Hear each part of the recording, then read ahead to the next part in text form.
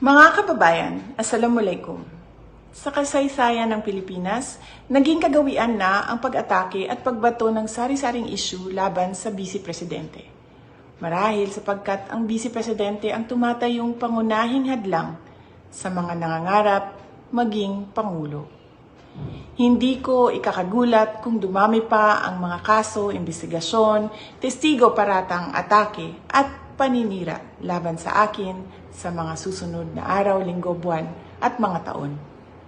Naniniwala ako na may tamang panahon para sa lahat. Panahon ngayon ng aking pagtatrabaho. Tutuparin ko ang sinumpaang tungkulin. Uunahin ko ang mga tunay na suliranin. Uunahin ko ang Pilipino. Syukran.